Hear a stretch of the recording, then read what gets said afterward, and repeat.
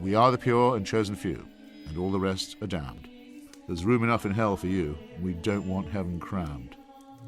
The term the Abominable Fancy was supposedly coined by 19th century Anglican cleric F.W. Farrer, who I learned somewhat to my surprise was one of the 10 pallbearers at the funeral of none other than Charles Darwin.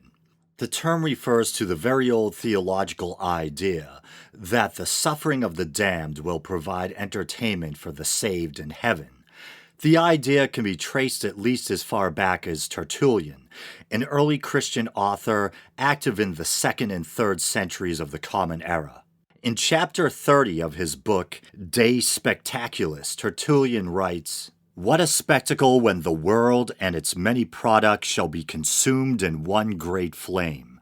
How vast a spectacle then bursts upon the eye! What there excites my admiration? Why my derision? Which sight gives me joy, as I see illustrious monarchs groaning in the lowest darkness, philosophers as fire consumes them, poets trembling before the judgment seat of Christ. I shall hear the tragedians, louder voiced in their own calamity, view play actors in the dissolving flame, behold wrestlers not in their gymnasia, but tossing in the fiery billows. What inquisitor or priest in his munificence will bestow on you the favor of seeing and exulting in such things as these? Yet even now we in a measure have them by faith, in the picturings of imagination."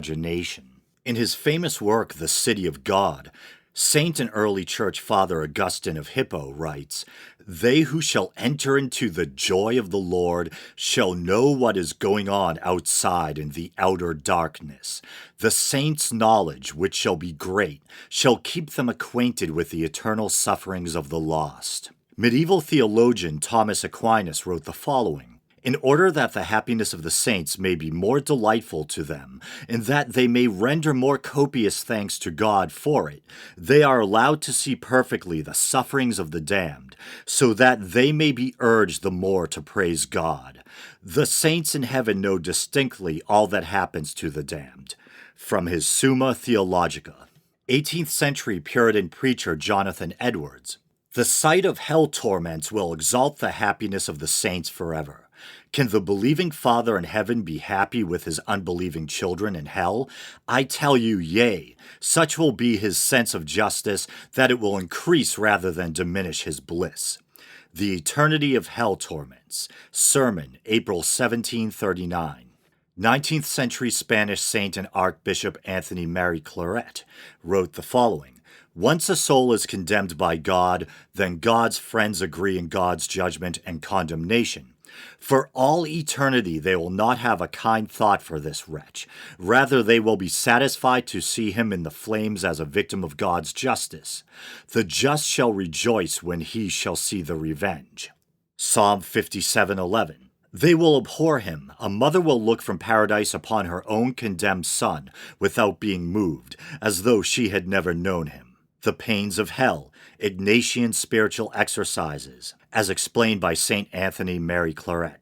And from a Catholic Truth Society pamphlet comes the following, "What will it be like for a mother in heaven who sees her son burning in hell? She will glorify the justice of God." Something of the Abominable Fancy seems to echo in the lurid Christian Schadenfreude of some modern fundamentalist believers, when with poorly restrained smug delight they warn others of the horrors of hell, while boasting with feigned modesty of their own salvation. The morally offensive absurdity or ugliness of the scenario should become evident when even a modicum of rational thought is applied. A supposedly good and loving creator subjecting his creations made in his own image to an eternity of nightmarish punishments for the transgressions they committed in a pittance of a finite lifespan. And that a parent would become so morally deranged that they would rejoice in the torments of their damned children. Thank goodness I'm not a believer.